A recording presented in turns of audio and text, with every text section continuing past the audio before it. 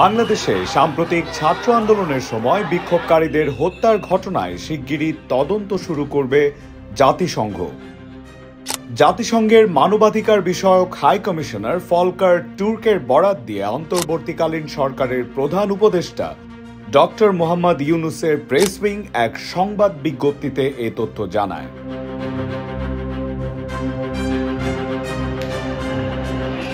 সংবাদ বিজ্ঞপ্তিতে বলা হয়, ছাত্র আন্দোলনের সময় বিক্ষোভকারীদেরকে হত্যা করার বিষয়ে তদন্তের জন্য খুব শিগগির জাতিসংঘের নেতৃত্বে একটি তদন্ত শুরু করা হবে।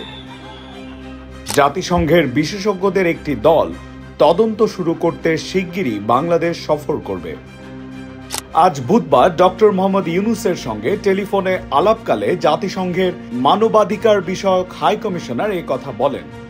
অধিকার প্রতিষ্ঠার লক্ষ্যে বাংলাদেশের ছাত্র আন্দোলনের প্রতি সমর্থন ব্যক্ত করায় ফলকার টুর্ককে এবং দীর্ঘদিনের বন্ধু জাতিসংঘের মহাসচিব আন্তোনিও গুতেরেসকে ধন্যবাদ জানান ডক্টর ইউনূস।